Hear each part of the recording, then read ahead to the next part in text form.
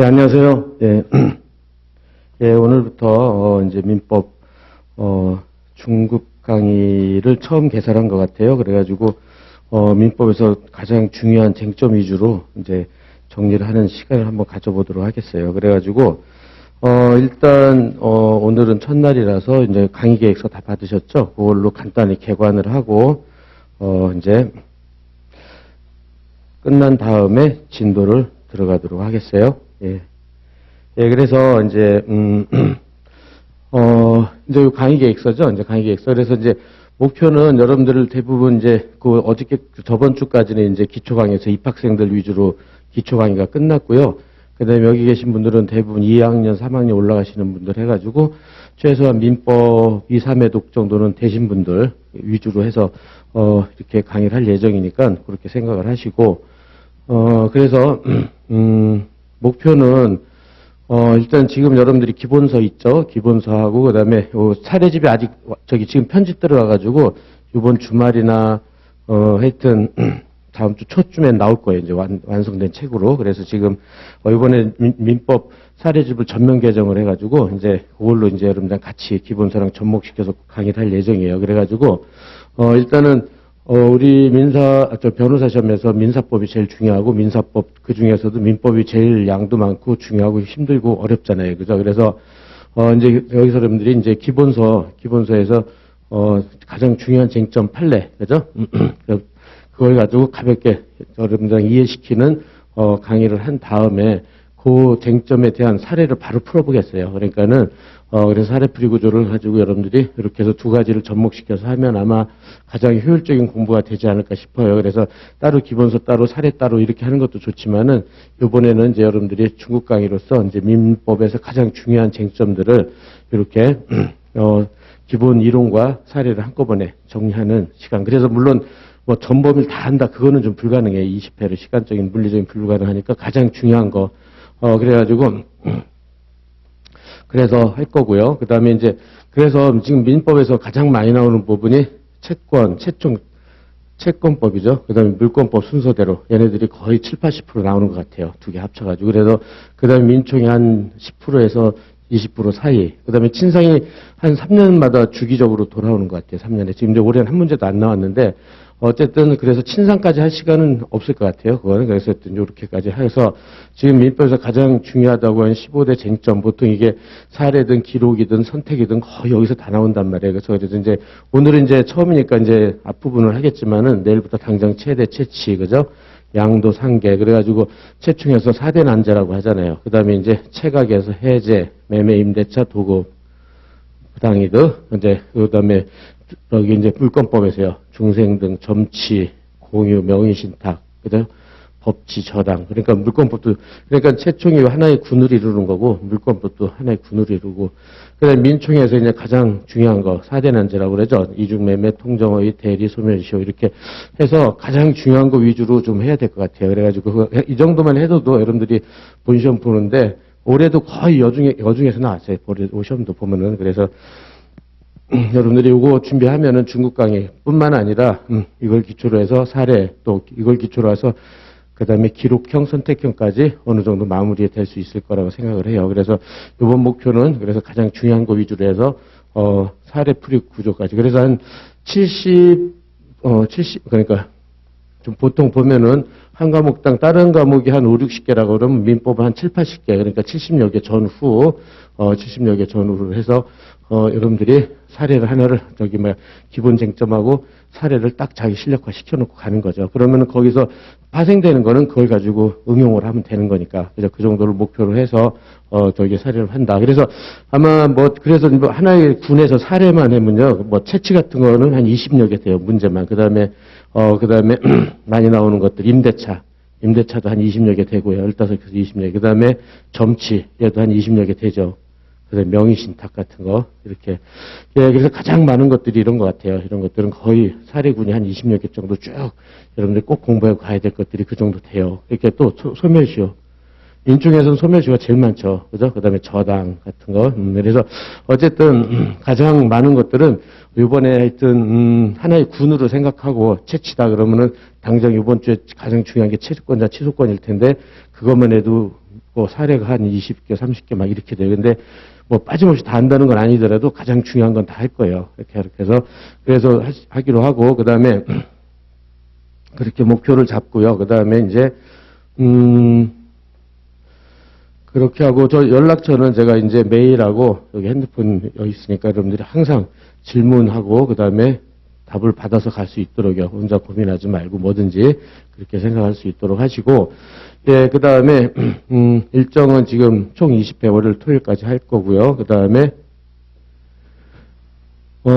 오전 지금 시간은 3시간 30분 쪽으로 생각을 하시고 그죠? 그렇게 하고 그다음에 교재 지금 민법 정리 받으셨죠? 올해 개정판하고 그다음에 요거 이제 개정 기출 사례집 요건데요. 지금 여러분들이 일단은 오늘 진도 범위 이렇게 나갔는데 요거 이제 요번 주말이나 다음 주 초에 이제 책으로 나올 거예요. 그러니까 그때까지는 당분간 요걸로 할 거예요. 그렇게 해가지고 여러분들이 기존에 이제 제가 여러분 제 책으로 공부하신 분들도 있고 그렇겠지만 제가 기본 사례집이라고 그래가지고 민법에서 가장 기본되는 기초 이론만 한 기본 사례집이 있었고 그다음에 기출 사례집에서 변호사 시험하고 법전협 최근 한 3, 4개년 모아서 이렇게 만든 책이 있었는데 그거를 기본 사례집만 하자니 양이 좀 부족하고 기출 사례까지 다 하면 너무 양이 많고 막 이래가지고 그 중간 정도 해서요. 이렇게 두 개를 합본을 시켰어요. 그래가지고 진도 그러니까 말 그대로 민법 정리의 교재 순서대로 그 순서대로 맞춰가지고 거기서 가장 유명한 판례 있으면 거기 맞춰가지고 사례를 다 이렇게 만들었어요. 그래가지고 아마 전면 개정판이 될 거예요. 그래가지고 한 것만 봐도 사례는 거의 완비가 될 수 있도록 이렇게 책을 이번에 개정을 했으니까 그걸로 여러분들이 끝까지 가져가면은 본시험이나 법전협 졸업시험 같은데 충분히 여러분들이 목표를 달성할 수 있을 거라고 봐요. 그래가지고 그거는 이제 그렇게 해서 할 거고 그다음에 이제 노트는 이제 지금 여러분들 나갔죠. 그거 하고 그다음에 사례 노트는 따로 없으니까 그건 여러분들이랑 같이 연습하면서 이제 아니면 사례 풀이 구조 이제 주로 여러분들이 좀 보면은 사례 강의는 요거 위주로 본다. 그러면 우리가 당장 첫 번째 사례 좀 한번 봅시다. 종류물 인도다. 그러면은 이렇게 사례풀이 구조를 다 만들어 놨거든요. 그래서 결국은 나중엔 여러분들이 이 사례를 그 다음에 이제 여기에 따라서 이제 본문 해설을 달아놨어요. 그러니까 여러분들이 최종적으로 공부할 거는 이 사례풀이 구조만 잘해도 여러분들이 웬만하면 사례풀이 구조만 잘해도 여러분들이 그 사례는 엑셀런트하게 쓸 수 있어요. 이 정도만 써도. 그래서 이렇게 해가지고 사례풀이 구조 위주로 강의를 할 거예요. 그래서 노트보다는 이거를 직접 해서 여러분들이 풀 수 있도록 할 예정이니까 그렇게 생각해 두실 수 있도록 합시다. 그렇죠? 그렇게 해서 보고. 예, 그래서 이제 그렇게 해서 지금 책하고 사례집, 그 다음에 노트는 그 기본 노트 해가지고 이거는 이제 민법 정리 기본 노트거든요. 그러니까 그걸로 이렇게 3권을 갖고 연습을 해 볼 수 있도록 하겠어요. 그렇게 해가지고 할 수 있도록 하고 그래서 이제 강의 특징 금방 설명했지만 가장 중요한 쟁점에서 한 70여 개라고 그랬죠. 70여 개를 확실하게 여러분들이 자기 실력화 시켜놓고 갈 수 있도록 하겠어요. 그렇게 해가지고 그다음에 그렇게 하고 이제 선택형 사례형 해서 합격 점수 능력을 키울 수 있도록 하고 그다음에 요거는 아까 말한 대로 그죠? 지금 그 사례집 가지고 항상 쟁점 하나 사례 하나 이렇게 할 수 있도록 하겠어요. 그렇게 하고 그런데 여러분들 좀 힘들더라도 이제, 내일 시험을 보고 와가지고, 오늘 이제 오전 강의 끝나면 그 해당 부분에 공부를 해가지고 내일 좀 시험을 볼 수 있도록요. 시험을 볼 수 있도록. 예, 그래서, 오전 반이고 또 제가 오후 반이 또 민소가 있어가지고, 여러분들 첨삭할 수 있는 시간을 확보를 내가 저녁 때 천상해야 될 텐데, 그건 하여튼 추후에 상의해서 할 수 있도록 하고, 근데 시험을 좀 보고요, 일단. 시험을 보고. 그다음에 첨삭 시간은 같이 갖도록 하겠어요. 그렇게 해가지고 이제 100점짜리가 아니라 지금 이제 여기 매일 모의고사인데 사례형 모의고사로 50점짜리인데 지금 여러분들이 좀 일찍 나와서 50점 내지 한 30점 정도 그래서 한 30분 정도 시험 보는 거 그죠? 30분 정도 시험 보는 것으로 해서 20분부터 9시 한 전까지 해가서 9시에 강의할 수 있도록 이렇게 시험을 볼 테니까는 그리고 시험 보는 거는 그 전날 공부한 거에서 그대로 낼 테니까는 지금은 철저하게 하는 것만이라도 철저하게 암기하고 그다음에 숙지하고 갈 수 있도록 그렇게 해서 자기 실력을 키울 수 있도록 하겠어요. 시간 되겠죠? 8시 20분 힘들어도 뭐 그렇다고 오후로 늘릴 수는 없고 그렇잖아요. 그죠? 지금 강의가 9시에 잡혀 있으니까 예, 그렇게 해서 준비할 수 있도록 하고요.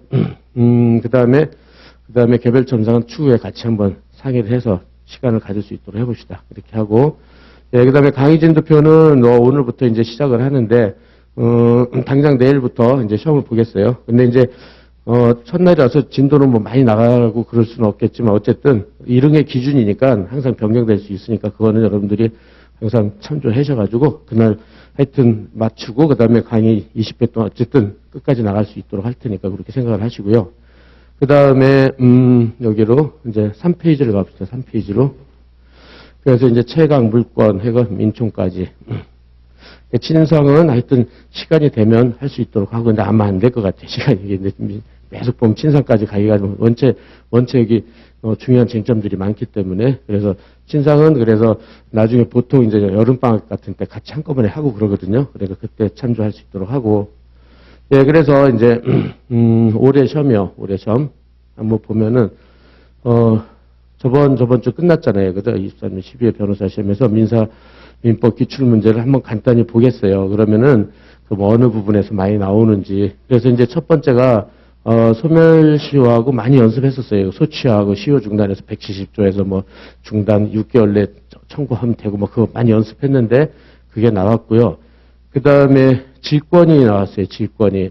그러니까 질권은 이제 거의 공부를 안 하는 부분인데 이제 올해 문제 중에 불이 탄 문제인 것 같아요. 근데 이거는 많이 찍었었거든요. 이거 질권과 부기등기 하는 거. 그래서 질권에서 나오면 요거 하나 나올 수 있다. 그래서 막 이거 해놨는데 이거는 나왔고 이건 질권 일반론으로 하면 되니까 그래 질권 기본 이론만 있으면 될 수 있었어요. 그래서 이렇게 해서 그게 나왔고 어쨌든 3번은 가장 찍히는 것 중에 하나가 나온 거고요. 그다음에 삼자간 명의신탁. 그래서 소유자 이거는 사례집에 있는 거 거의 그대로 나왔어요. 그렇게 해가지고 이때 신탁자가 처분했을 때 그다음에 제3자가 되느냐 그거 안 되고 실체관계 부합해서 유효하다 뭐 이런 이론이 이런 문제가 그대로 나왔고요. 그다음에 6번 이거 사후구상권 사전구상권 아마 여러분들 가장 많이 찍히는 것 중에 하나 있어요. 이거는 그래서 이건 분명히 나온다 그랬는데 그게 그대로 나왔어요. 그래서 사전 사후구상권으로 상계할 수 있느냐. 그래서 사후팔주의 상계 제한해서 30점짜리로 이게 나왔어요. 그래가지고 어쨌든 가장 찍히는 문제들이 뭐 삼자간 명의신탁은 당연히 찍은 거고 그죠 이렇게 해서 보고 그다음에 중간생략등기 합의가 드디어 나왔고요. 그다음에 이것도 1기 때인가 2회 때인가 나오고 그다음에 한 10년 만에 다시 나온 것 같아요. 그다음에 민총에서 대리, 유권대리, 일상가사 대리가 처음으로 나온 것 같아요. 일상가사 대리가. 그렇지만 일상가사 대리는 항상 공부하고 하는 부분이니까. 그 다음에 유권, 무권, 표현 대리 뭐 이렇게 해서 하면 되는 부분이었어요. 그래가지고 쭉 보면은 여러분들이 가장 불이의 문제가 아마 2번 요거, 여러분 여기서 시험 본 사람 없다 하더라도 요 정도가 불이고 나머지는 가장 전형적으로 많이 찍히고 공부 많이 했던 부분들이에요. 그래서 우리가 이제 공부를 해도 이제 아마 보면은 요거 기출문제 간단히 설명을 해 드릴 테니까는 그때 이제 연습을 해볼 수 있도록 하고. 어쨌든, 그래서 경향을 올해 이제 시험이 이렇게 나오는구나. 그래서 한 150점 나오죠. 그래서 이제, 민소법 100점, 상법 100점이면서 이제 1점, 민사법이 그렇게 나오죠. 그래서 350점. 그렇게 되는데, 일단은 여기서 본 대로, 지금 본 대로 민법 전편에 걸쳐서, 그죠? 근데 이제 올해는 친상이 안 나왔죠. 친상이 안 나왔으니까. 그러니까 내년에는 좀 친상을 해야 될 거야, 아마. 그래가지고, 그거는 이제 여름방학 때 다시 하기로 하고. 그래서, 민법 전편에 걸쳐서, 지금 본 대로 가장 중요한, 그리고 기본적인 판례들, 문제들로서 문제가 나왔죠. 그죠? 그런 걸로 나왔고. 그 다음에, 문제들이 이제 우리가 흔히 공부 많이 했던 그런 사례가 아니라 조금씩은 다 바꾸니까 그래서 상당히 문제들이 좀 어렵게 출제되곤 하는데 그래도 기본 이론만 하면은 어느 정도 여러분들이 어느 정도 득점을 할 수 있었을 거예요. 올해 시험 본 사람들도. 그래서 어쨌든 간에 경향은 그러니까 우리가 경향은 이렇게 한번 보고요. 대책은 결국은 기본서 열심히 공부하고 기본 사례 그죠? 충실히 공부하면 거의 다 풀 수 있었어요. 그리고 대부분 찍었던 문제들이 비슷하게 70~80% 나왔던 거고. 그래서 지금 이렇게 해서 이제 결국 우리가 지금 이번 목표는 이렇게 기본서와 기본 사례, 그죠? 요거 두 가지를 가지고 이렇게 대비를 하는 거죠. 그죠? 사례. 그리고 물론, 사례가 되면은 이렇게 사례에서 가장 중요한 문제가 그대로 기록에 나오고요. 기록에 나온 게 선택형에 나온단 말이에요. 그래서 이제 이렇게 기출된 거예요. 사례를 기출됐다. 그럼 그게 그대로 그 다음에 기록에 나온다든지 선택에 나온다든지 이런단 말이에요. 그래서 얘네 세 개가 호환을 하기 때문에 결국은 여러분들이 가장 중점적으로 잘해둘 게 사례예요, 사례. 이게 기준이 되면 이건 쉽게 되거든요. 근데 사례가 안 되고 거꾸로 선택형 공부를 해서 올라간다. 이거는 불가능해요. 불가능. 그래서 그거는 시간만 낭비되고 잘못되면 선택형은 뭐 어찌어찌 100개 넘게 맞춰도 사례 기록을 막 20점대 맞고 막 이런단 말이에요. 그러면은 붙을 수가 없어요. 그러니까는 공부 방법은 항상 이렇게 사례를 기준으로 해서 이렇게 훨씬 쉬워요. 훨씬 쉽다. 그래서 하여튼 사례가 되면 선택형도 한 70%는 사례 공부로 거의 커버가 돼요. 왜냐하면 선택형 중에 어려운 건 다 사례, 준사례형으로 나오기 때문에. 알았죠? 그래서 좀 이제 공부 방법을 다시 한번 체크를 해볼 수 있도록 하고요. 예, 그렇게 해서 보고. 예, 그 다음에 그 밑에 이제, 그래서 이거 참 본 대로, 변호사 시험의 출제 경향, 굉장히 난이도가 우리 국가시험에서요. 우리나라 국가시험에서 난이도는 제일 높아요. 제일 어려운 문제들이 그냥 여러분들 난이도 제일 높은 문제들로 도배를 하고 있어요. 그리고 그 양, 출제양, 이것도 대한민국 최고예요. 여러분들이 보면 알겠지만 문제만 한 세네 페이지 나오잖아요. 그러면은 문제만 읽어도 1시간 지나고 막 이런다면 처음 공부할 때는. 그러니까는 이런 시험을 여러분들이 보는 거란 말이에요. 이런 시험을 보는 거기 때문에 대비도 똑같이 맞춰서 해야 되게요. 대비도. 그래서 난이도 높은 문제도 많이 풀어보고 양도 많이 풀어보고 그죠? 이렇게. 그래서 근데 이제 다행히 내년부터 이제 워드로 해서 시험을 보기 때문에 쓰는 게 아니라 그래서 그게 좀 다행인 것 같아요. 그래서 여러분들이 그 워드를 치면은 그러니까 글로 쓰면은 여러분들이 지금도 이제 관리반에서 이제 매일 시험 보는 이제 학생들이 있는데 글씨로 쓰면은 1시간에 지금 4면을 써야 되거든요. 1시간 4면. 근데 1시간에 4면을 쓰는 사람이 거의 없어요. 글로 쓰는 거는. 그래서 한 3면 정도 쓰고 막 이런단 말이에요. 그러니까 점수가 아무래도 4면 다 쓰는 사람보다 점수가 낮아지겠죠. 근데 이제 요거는 좀 해결이 된 것 같아요. 그러니까 내년부터 이제 워드를 쳐서 이제 하면 여러분들 이건 속도가 빠르니까 이건 충분히 할 수 있는데 문제는 그러면 이제 실력이 차이가 많이 날 거예요. 이제 실력 차이가.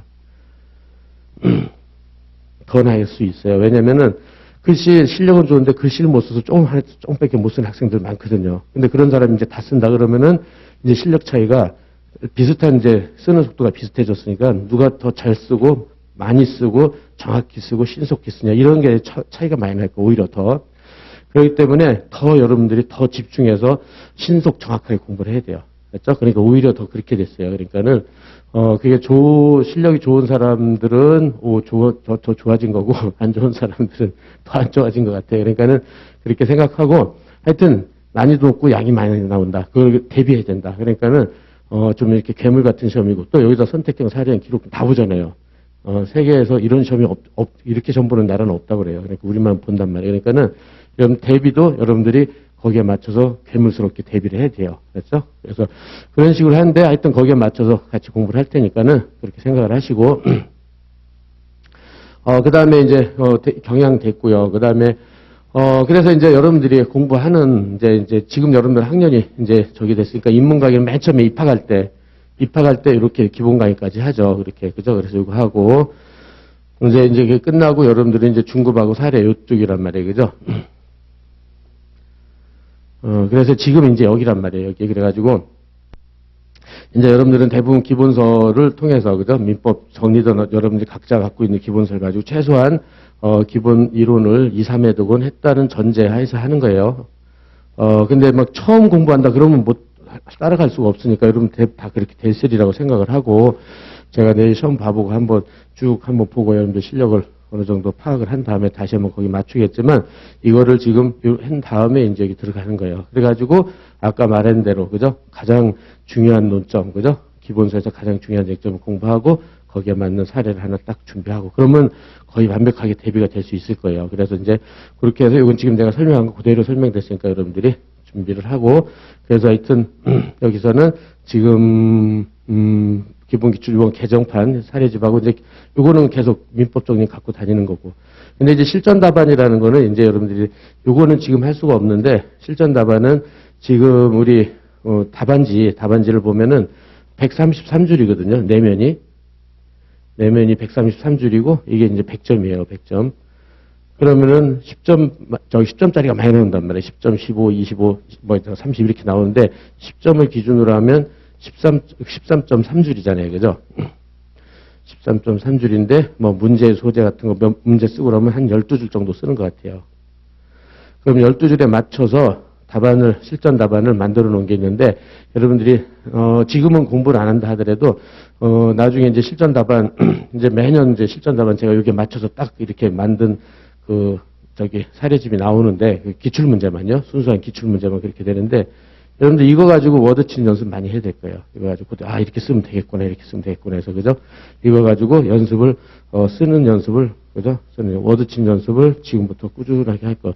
이렇게 쓰면은 이제 딱 칸에 맞춰서 쓰거든요. 그러면 10점이면 한 12줄, 20점이면 24줄, 30점이면 36줄 딱 맞춰서 쓰는 연습을 좀 많이 해야 될 거예요. 그래가지고, 너무 과하지도 않고, 그 다음에 너무 약하지도 않고 그런 것을 연습을 해서 그렇게 하는 거죠. 그래서 사례는 그런 용도로, 그 다음에 기본 기출 사례 같이 연습하는 거고, 근데 지금은 목표는 이번에는 여러분 실력이 쌓여야 되니까 그렇게 해서 준비를 할 수 있도록 하고, 그 다음에 이제 여기 이제 여러분들 앞으로 공부할 예정 공부들이죠. 그러니까 기록형도 여러분들이 지금 3학년 올라가시는 분들은 당연히 빨리 해야 돼요. 당연히 빨리 해야 돼요. 그런데 2학년 올라가시는 분들도 빨리 하는 게 나아요. 빨리. 그래서 기록형을 2학년 때 해놓으면요, 3학년 때 아주 편하거든요. 근데 이제 3학년 올라가서 기록형 하면 시간이 쫓겨요. 바로 6월 법조장 모의고사 졸시 나오고 막 그러니까는 날림으로 공부하게 된단 말이에요. 그러면은 기록형을 제일 못해요. 제가 보면은 이렇게 수험생들이. 그러니까는 2학년 올라갔을 때 바로 해버려요. 바로 알았죠? 이렇게 해가지고 기록형 실력을 올려놔야 돼. 그러면은 지금 본 대로 사례 실력이 올라가면요, 기록형을 그대로 대입하면 기록이 되거든요. 그런 요령만 체크하면 기록은 쉽게 돼요. 근데 이제 그런 요령을 학교에서는 안 가르친단 말이에요. 안 가르치니까 여러분들이 스스로 터득하려고 그러는데 터득하는 게 불가능하죠. 불가능. 그래서 이런 것들은 빨리 강의를 들어서 마찬가지로요. 강의를 들어서 할 수 있도록. 그래서 기본서 같은 게 기록형 정리고요. 그 다음에 이건 기출 문제고, 그 다음에 이제 여름 방학 때는 보통 이렇게 단기 완성이라고 그래가지고 기록 단기 완성이라는 걸 가지고 강의를 하거든요. 그래서 단기 완성집은 뭐냐면 기록에 막 보면은 올해도 피고 10명이나 내고 막 그냥 여러분들 막 너무 과대평가해가지고 너무 어렵게 내고 양도 너무 많이 내는 것 같아요. 근데 그걸 다 한다는 것은 힘드니까는 단기 완성은 논점 하나, 그러니까 기록형의 논점, 가장 아까 15대 논점 있잖아요. 그 15대 논점을 갖다가 따로 한 개씩 만들어 놓은 거, 한 개씩. 그래서 채권자 취소, 최대, 임대차, 점유율 실치도 이렇게 하나만 만들어 놓은 거예요. 그래가지고 그것을 연습을 하면 여기서 많이 올라가더라고요. 그러니까 여러분들이 기본 이론을 간단히 정리하고 여름방학 같은 때 와서 단기 완성해서 그렇게 쟁점 하나 있는 걸 여러 개 연습하면 그거 합치면 종합 문제가 되잖아요. 그러니까 그런 연습을 할 수 있도록 해보세요. 그러니까 그건 여러분들이 앞으로 예정이니까 그렇게 준비를 해두고, 기록형도 아주 중요하니까 175점이나 되잖아요. 그죠? 단일 점수는 제일 높잖아요. 이게. 그죠? 그러니까 그렇게 하고, 그 다음에 선택형 강의도 이제 여러분들이 선택형 강의도 이제 대부분 여러분들이 선택형을 기본으로 잡아가지고 공부하는 학생들도 많아요. 그러니까 선택을 시작을 해서 이제 거꾸로 이렇게 사례나 이렇게 거꾸로 하는 경우가 있는데, 그러다 보니까 여러분들 선택형에서 유비온이라든지 그런 데서 나온 책 막 2000페이지짜리 같은 거 막, 그죠? 이거 가지고 막 토시 하나 안 틀리게 막 외우고 그런단 말이에요. 그러면 소용이 없어, 이거는. 덮으면 다 까먹잖아요. 덮으면 다 까먹으니까는 그렇게 하는 게 아니라, 선택형도 가장 중요한, 가장 기본 문제. 그러니까 500제, 500제가 한 300제든 500제든 가장 기본적인 선택형 문제를 기준으로 해서 이게 좀 여러 번 돌리는 게 좋아요, 여러 번. 그러니까 양이 많으면 안 돼. 2000페이지 여러 번 돌릴 수가 없잖아요. 이거 한 번 돌리는데 1년 걸리고 막 이러잖아요. 그러니까 이런 걸 하나만 하고 여러 번 돌릴 수 있도록 단기에 완성할 수 있도록. 그러니까 민법 500제 같은 거는 강의하면 10회 정도면 끝나거든요. 근데 10회 정도 해서, 그러면 10일 정도 투자해서 막 했다. 그렇게 해서 여러 번 돌리는 게 낫지, 이렇게 1년 내내 주저리 하는 거는 소용이 없어요. 그래가지고 여러 번 해독을 하고, 이것도요, 여러분들이 제 강의를 들으라는 게 아니라 강의를 들어서 올려야 돼. 강의를 들어서 선택형도. 그게 훨씬 빨라요. 훨씬. 왜냐면 혼자 공부한다고 선택형을 책 잡고 막 한단 말이에요. 그러면 내 자신의 실력이 한 3, 40점 대다. 근데 아무리 공부해도 3, 40점 이상 넘어갈 수가 없어요. 실력이 그렇게 되면. 그런데 강의를 들어서 자꾸 30점대를 40점대로 올리고 50점, 60점대로 올릴 수 있도록 강의를 들어서 공부하는 게 훨씬 빨라요. 혼자 하는 것보다. 그리고 요령이나 팁이나 그런 거를 자꾸 체크해야 돼요. 선택형 풀이하는 방법을 좀 자꾸 캐치를 해가지고 빨리 여러 번 돌릴 수 있도록. 그러면 분명히 이번에 저랑 같이 공부하신 분들도 거의 35개 중에 민법이 35개잖아요. 그래서 30개 근처는 대부분 맞은 것 같아요. 그러니까는 여러분들 그런 요령이 있는데 그걸 갖다가 혼자 막 이렇게 공부한다. 그런 거는 좀, 아무래도 시간도 오래 걸리고 그렇게 하면 실패할 확률이 높아요. 그러니까 여러분들이 그렇게 선택형도 요령껏 공부하실 수 있도록 하고.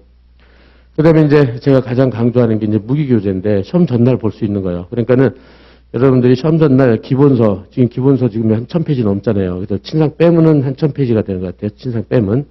근데 이 1000여 페이지를 시험 전날 다 본다. 이게 거의 힘들거든요. 그러니까는 이렇게 다 볼 수가 없으니까는 시간적으로 부족하단 말이에요. 그래서 이거를 전 범위를 커버할 수 있는, 그러니까 이제 주로 여러분들이 주로 이제 많이 활용하는 게 암기장이죠. 암기장은 한 300여 페이지 된단 말이에요. 300여 페이지.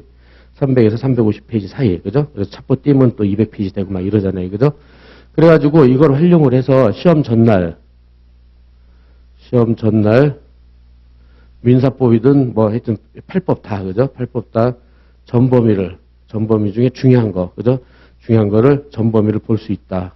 전범위에서 출제하는 걸 한번 해독했다. 그러면 거의 합격할 수 있는 확률이 80, 90%는 될 거예요, 이거는. 근데 이렇게 되는데, 전범위를 대부분 다 못 본단 말이에요. 그래서 전범위를 다 못 보니까 한 3분의 2만 보고 갔다. 그러면 안 본 부분은 틀리게 돼 있단 말이에요. 그러니까는 아무래도 확률이 낮아지니까는, 그래서 요거를 만드는 거를 여러분들이 집중해서 마지막까지 해야 될 거예요. 그리고 만드는 게 제가 항상 얘기하지만은 이걸 만드는 게 2학년, 여러분들이 로스쿨, 2학년, 지금 겨울방학이잖아요. 그죠? 이제, 그리고 2학년에서 3학년 올라갈 때, 그죠? 3학년 올라갈 때, 요때 만들어 놔야 돼요, 요때. 그래야지 3학년 올라가면 바로 6월달 온단 말이에요. 그러면은 법전에 시험 보고 8, 6, 8, 10 그대로 그냥 막 정신없이 흘러가거든요. 그러니까는. 근데 이렇게 해서 요때 이제 무기교재를 다 8권을 만들어 놨다. 그럼 이걸 가지고 쭉 3회독을 하면 된단 말이에요, 3회독을. 물론 그 사이에 당연히 사례도 공부하고 기록도 공부하고 선택형도 공부해야 되겠죠. 그런데 무기교재를 만들어서 요까지 하면은 6월에 당연히 붙을 수 있을 것이고, 그 다음에 요거는 이제 회독수를 늘려가면서 모의시험을 보는 거죠. 그렇게 해가지고 끝나면 11, 12, 그죠? 이때 이제 또 한 회독씩 해가지고 한 5회독을 하는 거죠, 5회독을. 그래서 이렇게 해서 본시험을 간다. 그럼 거의 붙을 확률이 지금 봤는데 80, 90%는 된단 말이에요. 그러니까 이런 길이 있으니까 여러분들이 길에 따라서 맞춰서 공부를 해야 돼요. 그렇죠? 그래서 공부하는 방법은 지금부터라도요. 이제 지금은 이번에는 뭐 기본서하고 그다음에 사례집하고 기록하고 선택이잖아요. 그죠? 선택. 암기장. 그래서 여러분들이 지금부터라도 기본서 공부하면서 암기장, 사례 공부하면서 암기장 이렇게 계속 확인하는 거죠. 확인 작업을 여기다가 힘들더라도 좀 부지런하게 이렇게 연습을 이렇게 해놔야 돼요. 그러면 암기장에다 이렇게 잘 해놨다. 그러면은 암기장만 가지고 공부하는 건 제일 안 좋아요. 이렇게 하면은 실력이 하나도 안 되니까. 그래서 이렇게 공부를 하면서 여기다 흡수를 시키는 거죠. 흡수를. 그러면 이것만 해도 사회독이 되잖아요. 그죠? 이런 식으로 암기장을 회독하는 거지. 암기장만 독자적으로 이게 끝나면 그냥 그다음부터는 암기장만 하면 되겠죠. 어느 정도 됐으니까. 그래서 생각을 하시고 이렇게 해서 이런 요령껏 여러분들 공부하면 분명히 붙을 길이 있어요. 그래서 이렇게 만든 게 2학년, 3학년 법전 공부 6월 모의고사 전에 만들어져 있으면 거의 확률이 높아요. 그러니까 여러분들이 결국 목표는 그렇게 만드는 걸 목표로 삼는다 이렇게 생각을 하세요. 물론 공부는 이렇게 해야 되겠죠. 그러니까는 이렇게 해서 암기장 만들고 암기장이 시험 전날 전범위 본다. 이걸 목표로 지금부터 한다. 이렇게 생각을 하시면 될 거예요. 그리고 그 다음에 마지막으로 지금 이제 여러분들 민사법이니까 민법, 민소, 상법이잖아요. 그죠? 그리고 또 선택형, 사례형, 기록형 이걸 다 연계해서 공부하는 게 가장 빨라요. 그래서 지금 사례형을 하지만은 사례형은 기록형, 선택형을 연계가 되거든요. 다 연계가 되니까는 그걸 기준으로 하라는 거고. 그 다음에 민법, 민사소송법, 상법도 다 연계가 돼 있어요. 그러니까 여러분들이 그렇게 해서 연계를 해서 공부를 하면은, 따로따로 하면 300%의 노력을 들일 거를 연계하면 한 100%는 줄어든단 말이에요. 공통 부분을 빼버리면 되니까. 그러니까 그렇게 해서, 이렇게 해서 시간도 전략하고 신속 정확하게 이렇게 공부할 수 있도록 그렇게 준비해 보도록 하겠어요. 그렇게 해가지고, 일단은, 이제 앞으로 강의 계획은 이렇게 하고 여러분들 앞으로 공부할 수 있는 그것까지 말씀을 드렸으니까 그렇게 해서 이제 할 수 있도록 합시다. 그래서 당장 이제 바로 그렇게 해서 진도를 들어갈 수 있도록 해봅시다. 그래서 이제 채권부터 한다고 그랬잖아요. 그죠? 채권부터 그렇게 해가지고 채권 파트. 그 채권 총론이요.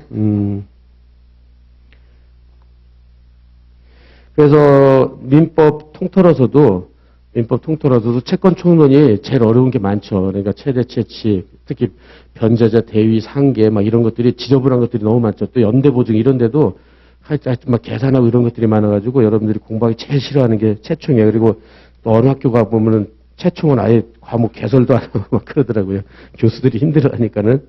예, 그래서 우리는 그런가, 그러니까는 공부할 때요, 지저분하고 힘들고 막 암기하기 싫고 이런 것들 있잖아요. 그런 걸 빨리 해야 돼. 그런 거를 빨리. 그거 본시험 가기 전에. 왜냐면은 그런 걸 안 해놓으면 계속 미루거든요. 그럼 본시험 전에는 그걸 못해. 힘들어가지고. 외워지지도 않고. 그러니까는, 그렇죠? 시험 전까지 확실하게 할 수 있도록 그랬죠? 그런 거를. 그렇게 합시다. 예, 그렇게 해서 하고, 그래서 이제, 그렇게 하고요. 여기, 요거 한 장짜리 나간 거 있잖아요. 한 장짜리. 요거는 거기도 글씨만 바꾸면 되는데 277페이지를 봐보세요. 277페이지. 277페이지에 보면은 거기 이제 지금 채권자 지체가 이번에 판례가 나와가지고 이제 출제 가능성이 가장 높은 주제 중에 하나가 됐어요. 근데 그래가지고 277페이지에서 여러분들이 거기 책에서요. 책의 277페이지에 제6관 해가지고, 요 한 장짜리 받았죠. 한 장짜리. 그죠?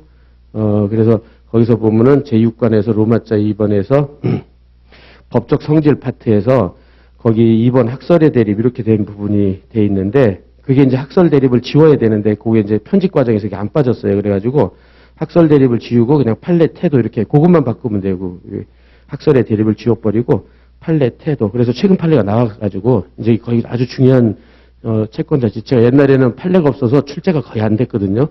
근데 이제 이게, 작년에 판례가 되고 출제되는 바람에, 거기, 이제 여러분들이, 그걸 판례 태도로, 바꿔놓을 수 있도록. 편집 과정에서 그게 이제 잘못돼가지고, 그렇게 됐는데, 알았죠? 그래서 이제, 그거는 이제 가서 진도 나가서 공부할 때 다시 할 테니까, 그거 표시만 바꿔놓을 수 있도록 합시다. 예, 그래서 이제 책에서 이제 채권법 거기 채권법 서론부터 할 수 있도록 하겠어요. 그래서 일단은 채권법 여기요. 이제 채권법 서론. 예, 그래서 채권법 이제 한다 이렇게 생각을 하시고 그래서 책은 232페이지고 그다음에 노트는 거기 이제 46페이지고 예. 여기요. 그래서 46페이지 여기서부터 시작을 하겠어요. 그리고 여러분들이 이제 민법을 1, 2회독, 2, 3회독을 했으니까 이제는 채권, 물권부터 공부하고 민총을 하세요. 그럼 민총이 훨씬 쉽거든요, 그러면. 근데 민총부터 공부하면 민총만 공부하다 끝나는 경우가 많아요, 여러분들. 별로 그렇게 중요하지도 않은데. 그러다 보니까는 실력도 안 늘고 그런단 말이에요. 근데 채권하고 물권을 공부하고 민총을 하면요, 그거 반복 학습이기 때문에 훨씬 빨라요. 그리고 훨씬 반복 학습도 되고. 그러니까는, 그리고 출제도 채권 물권에서 한 70, 80% 다 나오잖아요. 그러니까는, 예, 그렇게 해서 준비를 할 수 있도록 하시고, 예, 그래서 이제 채권 총론, 이제부터 시작을 한다 생각을 하고요. 그래서 이제 채권법은 지금처럼 발생, 목적, 효력, 다수 채권 관계, 그 다음에 변동, 소멸로 돼 있죠. 이렇게. 그래서 일단 발생은 채권 각칙에 있죠. 채권 강론에 약정 채권 15개, 법정 채권 3개. 그죠? 이렇게 해가지고, 약정 채권에서 매임도, 매매임대차 도급, 법정 채권에서 사무관리, 부당해, 불법행위, 이렇게 돼 있고, 근데 이제 우리는 채권 총론하는 거죠. 나머지가 채권 총론이에요. 여기는 채권 강론이고,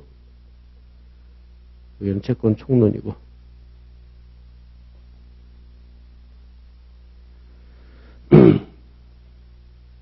예, 그래서 이제 총론 파트에서는 이렇게 해서 이제 목적, 효력, 그 다음에 수인, 변동, 소멸 이렇게 돼 있죠. 그래서 이제 여기서부터 시작을 하는 거죠. 그래서 지금 보면 알겠지만은 여기서 이제 오늘 하는 부분은 좀 앞부분이라서, 그죠? 그래서 이제 제일 중요한 거는 이제 최대하고 채취, 그 다음에 연대하고, 최대 채취, 양도, 상계. 요게 이제 4대 난제라고 한단 말이에요. 그래서 4대 난제. 그래서, 채권 총론에서 가장 어려운 부분이 여기죠. 그러니까 여기를 집중적으로 할 거예요. 그러니까 말한 대로 채취 같은 거는 사례만 해도 한 20여 개 된단 말이에요. 그러니까 그런 것들을 쟁점을 빨리 할 수 있도록 하고, 그래서 이제 오늘은 이제 오늘 앞부분이니까 여기 목적 파트하고 여기 채무 불이행 특기 요 파트니까는 여기를 빨리 진행할 수 있도록 하겠어요. 그래서, 그러면 이제 채권이 뭐냐, 채무가 뭐냐, 그거부터 시작을 하는 거죠. 그래서 이제 첫날 맨 처음에 하는 게 다 이거죠. 그래서 이제 주로 이제 민법은 매매를 기준으로 해서 설명을 한단 말이에요. 매매가 아마 첫날부터 마지막까지 이게 아마 계속 매매의 예를 가지고 다 설명을 하게 될 거예요. 매매 계약을. 그래서 매도인, 매수인, 그죠? 매도인이 판다. 그래서 매도 청약의 의사표시를 하고, 매수인이 매수 승낙의 의사표시를 하고, 그죠? 승낙의 의사표시를 하고, 그래서 의사표시가 합치되면은 매매 계약이 유효하게 성립된다. 그럼 매매 계약이 유효하게 성립되는 걸 요건으로 해서 A권에서 효과가 발생한다. 그럼 효과가 발생하는데 매도인은 이렇게 매수인한테 소유권 이전 등기를 해주고 인도해줄 채무가 있고, 그 다음에 채권, 그 다음에 매매 대금을 지급받을 채권이 있고, 이렇게 돼 있죠. 그렇게.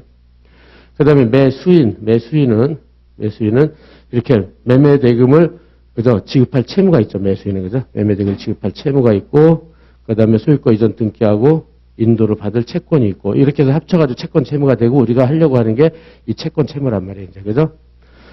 그래서 이렇게 채권 채무, 즉, 여기서 그래서 매도인은 매수인한테 매매 대금 달라고 청구하고, 얘는 소유권 이전 등기하고 인도해달라고 청구하니까 그 행위를 청구하는 거란 말이에요. 그죠? 그래서 행위, 그 다음에 그걸 채권의 목적이라고 하고, 채권의 내용이라고 하고, 급부, 객체 다 똑같아요. 이게 다 똑같은 말이에요. 효과부터. 똑같은 말이 하나, 둘, 셋, 넷, 다섯, 여섯, 몇 개가 다 똑같아요. 그죠? 그렇게 해가지고 여러분들이 이 용어 정리부터 확실하게 할 수 있도록 하고요. 그 다음에 이렇게 토지하고 건물을 팔았을 때 이건 목적물이죠. 목적물. 목적이 아니라 목적물. 그죠? 이 목적만 있으면 행위예요. 채권, 채무 이렇게 소유등 해주고 인도해주는 행위, 돈 주는 행위. 그렇죠? 이 개념부터 확실히 잡으세요. 그렇게 해가지고 이렇게 채권, 채무가 생겨가지고 각자 이렇게 되기 때문에 이게 유효하게 성립되면 매도인과 매수인은 각자 이렇게 청구를 할 수가 있단 말이에요. 얘네들을. 그죠? 얘는 소유등 해달라고 그러고 얘는 매매대금 해달라고 그러고 청구를 할 수가 있어요. 청구할 수 있다. 그런데 청구를 했는데 만일 이거를 이행을 안 한다. 그럼 채무 불이행이 생기는 거죠. 채무 불이행이 생기고 채무 불이행으로 인해서 손배도 할 수 있고 해제도 할 수 있죠. 그죠? 해제도 할 수 있다. 이렇게 되는 거죠. 예, 여러분들. 그래서 여기서부터 시작을 하는 거죠. 매매가 유효하게 성립되면 이렇게 해가지고 내려와서 이거를 각자 할 수 있는 거예요. 그죠? 그래서 이제 여러분 첫날 항상 제가 이걸 하는데 거꾸로 이렇게 청구를 할 수 있고 채무가 있으면요. 거꾸로 매매는 유효하다. 이렇게 역으로 추적을 할 수도 있어야 돼요. 알았죠? 이런 것들이 많이 나오거든요. 거꾸로 청구를 하고 채무 불이행이 있다 그러면 매매는 유효하다. 이렇게 거꾸로 매매계의 효력을 추적을 할 수도 있어야 돼요. 그래서 오늘 하는 것 중에 이게 아주 중요한데 따라서 이게 만일 무효다. 매매계약이 무효다. 매매계약이 매매가 무효면은 채권 채무가 안 생겨요. 그죠? 무효면 채권 채무 효과가 안 생기니까, 그죠? 무효니까 효과가 안 생기니까 채권 채무가 안 생긴다. 그죠? 안 생기고, 따라서 여기는 청구도 못 해요. 그러니까 청구를 못 한다. 청구를 못 하니까는 채무 불이행이라는 게 없다. 그죠? 이런 식으로. 따라서 손배도 청구 못 하고, 해제도 못 하고, 이렇게. 예, 이거 너무 당연한 것 같은데 여러분들이 그걸 잘 몰라요. 이렇게 한 번도 연습을 안 해가지고. 그죠? 그래서 무효일 때는 아무것도 못 하는 건단 말이에요. 따라서 채불이 없고 청구를 못 한다. 거꾸로 올라와서 매매는 무효다. 이렇게. 그렇죠? 이것도 역으로 생각할 수 있어야 돼요. 그래야지 채권법을 자유자재로 할 수가 있어요. 그렇죠? 그래가지고 당연한 것 같은데 당연하지 않으니까 여러분들이 다시 한번 확실히 정리할 수 있도록 채권 채무. 그래서 별게 아니죠. 요걸 기준으로 해서. 그죠? 사람한테 뭐를 청구할 수 있는 게 채권이고 그 의무가 채무다. 그래서 이렇게 해서 딱 준비를 해놓는다. 이게 이제 채권법의 가장 큰 골격이라고 생각해 두세요. 그래서 유효면 청구할 수 있고, 청구할 수 있으면 유효고, 무효면 청구할 수 없고, 청구할 수 없으면 무효고, 이런 식으로 돼 있다는 거. 예, 그래서 이제 이렇게 돼 있고, 그래서 책도 이제, 가보면, 채권이라는 거, 그러니까 이건 추상적인 말은 여러분들 그냥 암기 안 해도 돼요. 아까 매매에서 돈 달라, 등기해달라, 그런 게 채권이다. 이렇게 생각하면 되니까. 그래서 여기서처럼 다른 특정 일정한 행위를 청구할 수 있는 권리를 채권이라고 하고 상대방은 의무죠. 그죠? 또 채권에 대응하는 것으로서 채무자, 채권자 일정 급부를 해야 될 의무를 말한다. 그래서 이렇게 그러니까 이걸 외우는 게 아니고 이렇게 그냥 이해만 하면 끝. 그죠? 그렇게 해서 지금 아까 노트에 썼던 예요. 요거 노트 예를 그대로 써놨으니까 여러분들이 문을 가서 복습을 하고요. 알았죠? 청약과 승낙, 그다음에 의사표시 합치. 그래서 매매계약이 유효하게 성립. 유효하면 청구할 수 있고 채무 불이행, 손배 해제할 수 있다. 그래서 그걸 할 수 있으면 유효하다. 이렇게. 그죠? 거꾸로 무효면 할 수 없고 할 수 없으면 무효다. 이런 식으로 준비를 할 것. 알았죠? 네, 그래서 아까 말한 대로 5개가 다 똑같다고 그랬어요. 그죠? 그러니까는 채무, 그죠? 아까 그다음에 행위, 그다음에 내용, 목적, 객체 이런 게 다 똑같단 말이에요. 그래서 급부의 목적물과 구별을 할 수 있도록 하고, 그죠? 오늘 첫날이니까 채권법의 가장 기본부터 하는 거니까 이렇게 정리를 해보고요. 여러분들이 당연히 알고 있겠지만 모르고 있었다면 확실하게 정리하고요. 그 다음에 채무의 구성은 이것도 가장 기본 급부 의무다. 그래가지고 여기서는 이제 3가지가 있죠. 3가지가. 그래서 주된 급부 의무, 그 다음에 종된 급부 의무, 그 다음에 이제 부수적 급부 의무가 나오는데 이거는 외우는 게 아니라 또 마찬가지예요. 여러분들이 가볍게 이해만 해두시면 되는데 여기서요.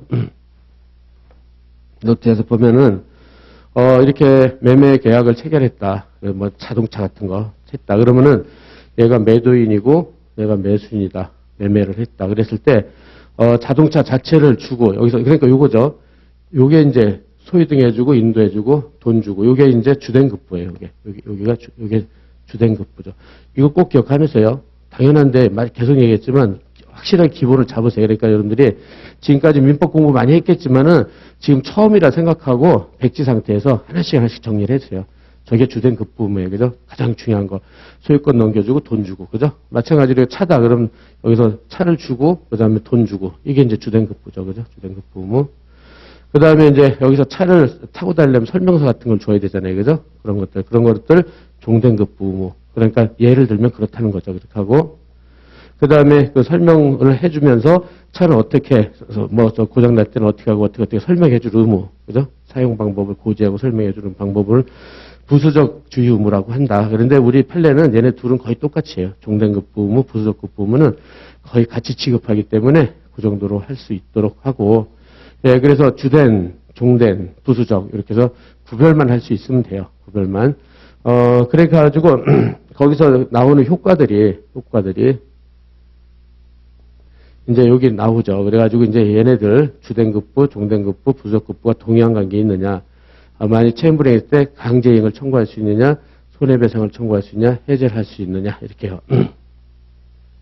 그래서 주된 급부끼리 돈 주고 소유권 주고 이거는 다 4가지 효과가 다 인정되죠, 그죠? 그래서 서로 간에 동의한 거죠. 돈 줄 때까지 차 못 주고 차 줄 때까지 돈 못 주고 이러는 거잖아요, 그죠? 그래서 동의한. 그다음에 누가 채무불이행했으면 해제할 수 있고, 그다음에 손해가 있으면 손해 발생, 해제. 이제 앞으로 이것들 쭉 할 거잖아요, 쭉 한다, 그죠? 그 다음에 종된하고 부수해서 여러분들 체크할 거는 요거만 일단 기억해 주세요. 그래서 종된 급부나 부수적 급부 위만 가지고는 해제를 못 해요. 이건 주된 급부. 뭐, 요것도 있지만 요거만 기억해 주세요. 요거만.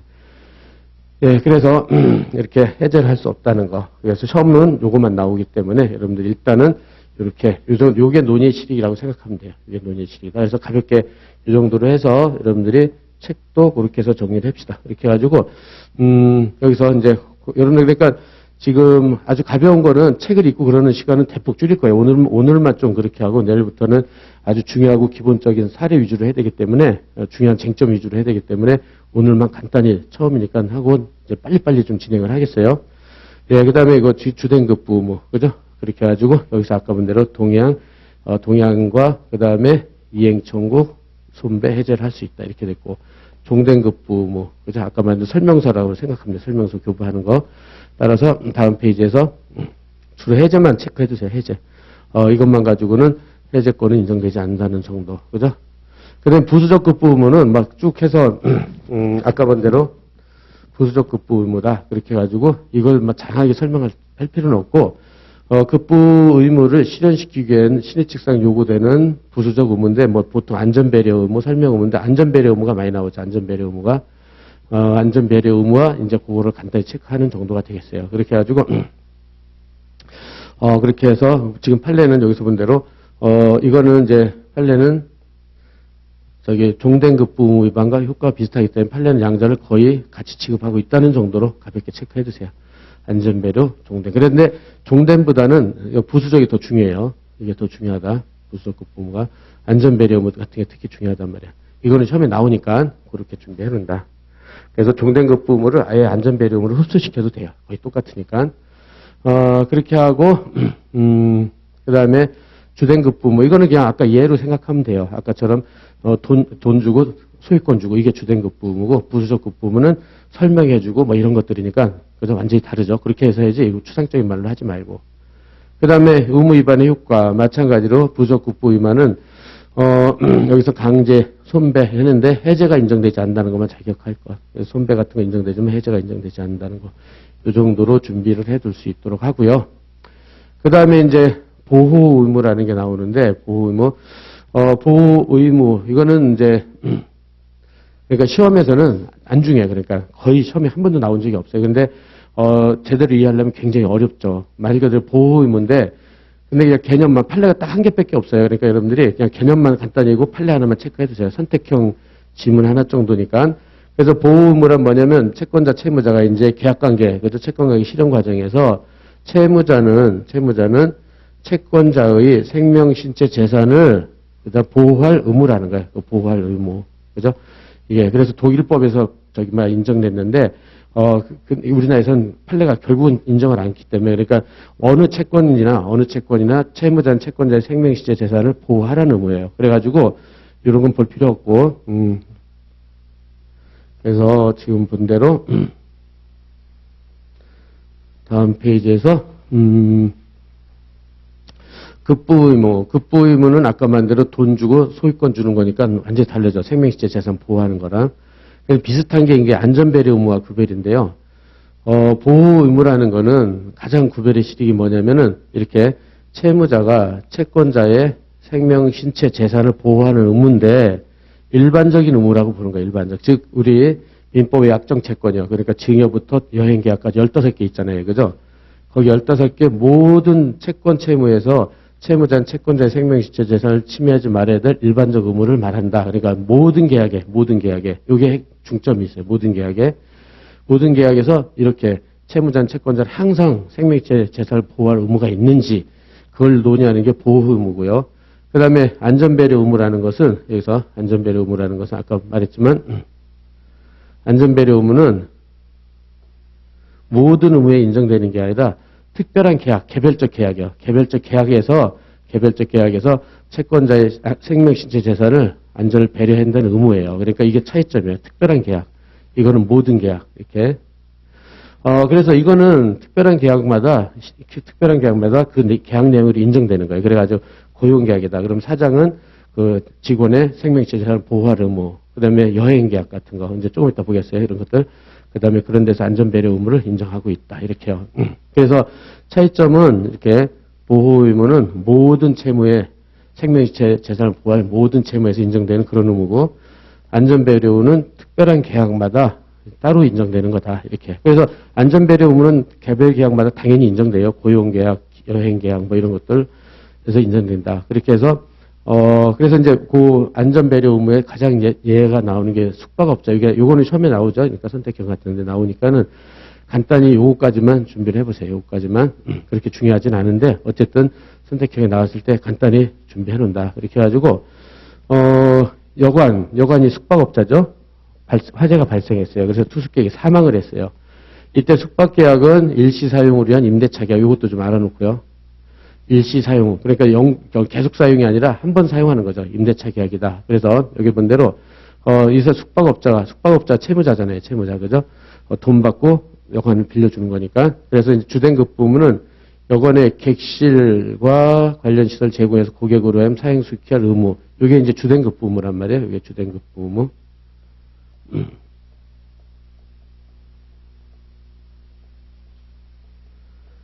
주된급 부무다. 그죠? 그런데 그 다음에 판례는 뭐라고 그러냐면 이것뿐만 아니라 이렇게 고객에게 위험 없는 안전하고 편안한 객실 제공함으로써 고객의 이렇게 안전을 배려할 보호 의무를 부담한다. 이렇게요. 그죠? 이게 이제 안전 배려 의무예요. 안전 배려 의무. 그러면서 뭐라고 그랬냐면 숙박계약의 특수성 때문에 인정되는 거다. 그러니까는 이거는 모든 계약에 인정되는 보호 의무를 말하는 건 아니에요. 그죠? 그래서 숙박계약의 특수성 때문에 인정되는 신의칙상 부수적 의무다. 이렇게 얘기를 한단 말이야. 그래서 이렇게 해가지고 안전배려 의무는 당연히 인정돼요. 이렇게 그 계약의 특수한 내용이니까. 그죠? 이렇게 해가지고 그거를 위반해서 그죠? 숙박업자가 이를 위반해가지고 고객의 생명실체를 침해했다. 이랬을 때는 불완전이행으로 채무불이행 책임을 진다. 이렇게 여기까지 해서. 그래서 이렇게 안전배려 의무는 계약 내용으로 당연히 인정되는 거예요. 근데 보호의무랑 구별이 되죠. 보호의무는 모든 계약에서 인정해야 된다는 의무고 이건 특수한 계약마다 따로따로 인정하는 거니까 그죠? 이렇게 생각을 하고요. 예, 그래서 그렇다면은 이런 안전배려와 구별되는 모든 계약에서 인정되는 보호의무를 인정할 것인가? 그거는 여기 다음 페이지를 봐보세요. 다음 페이지 보면은 여기 요거만 하나 기억해 주세요. 요거만 계약상 의무로서 보호의무 인정 여부 여기요. 이게 말하는 거예요. 여기서 이제 계약상 의무로서 모든 계약 그죠? 15개 전부 다 인정되는 그죠? 15개 계약에서 모두 인정되는 보호의무를 인정할 것이냐 이렇게. 근데 우리 판례는 원칙적으로 보호의무를 부정을 해요.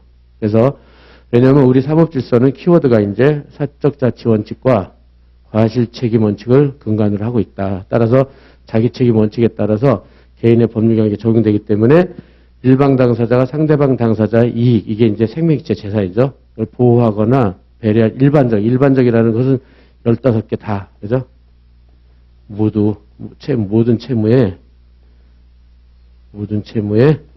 인정되는 의무는 부담하지 아니함이 원칙이다. 이렇게요. 그렇지만 예외적으로 보호 의무를 인정한다. 예외 딱 한 개. 그래가지고 이렇게 자기 책임의 원칙도 제한될 수 있다는 거예요. 신의칙이나 그다음에 사회질서 103조죠. 그거에서 제한될 수도 있다. 그래서 이렇게 제한될 때는 예외적으로 보호 의무 위반을 이유로 손배 책임이 인정될 수도 있다. 그렇게 해가지고 그게 카지노 사업자 판례죠. 카지노. 그래서 판례도 이제 여기서 카지노, 정선에 있는 카지노 여러분 가본 사람 있어요? 하여튼 그래서 카지노 이용자의 이익을 위한 카지노 사업자의 보호 의무를 일반적인 보호 의무이거든요. 이건 인정할 것은 아니다. 이게 원칙은 안 된다 그래요. 원칙 안 된다. 그죠? 원칙 안 된다. 다만 예외적으로 그러나 여기서 본 대로 카지노 이용자, 돈 잃은 사람이죠. 재산 상실의 주된 책임이 카지노 사업자한테만 있고 그 다음에 카지노 이용자의 손실이 카지노 사업자의 영업이익 기속되는 게 사회통념상 용인돼서 없을 정도 이르렀다. 두 가지 요건 이렇게 돼 있다. 이렇게 되면은 이때는 보호의무가 있다고 그랬고 그거 위반으로 인해서 손배 책임이 인정될 수 있다. 이렇게 된 거죠. 이렇게 해가지고 보호의무 나오면 이게 뭐 사례로 나오지는 않을 거고요. 선택형 대비인데 첫 시간이라서 간단히 해본 거예요. 그래서 원칙은 부정, 예외적으로 긍정이 카지노 사업 알았죠? 그래서 엄격한 요건화해서 인정된다. 이 정도로 해서 이제 우리 채권법 입문을 하는 걸로 하겠습니다. 그래서 채권 채무 그래서 아까 매매를 자꾸 생각해 놓고요. 그죠? 그래서 그중에 주된급 부의무, 부수적급 부의무, 보호의무 이 정도만 첫 시간에 정리하는 걸로 하고요. 보통 1시간하고 10분 쉴 테니까 지금부터 10분 쉬고 이제 다음 이제 본격적인 진도로 들어가서 정리할 수 있도록 하겠어요.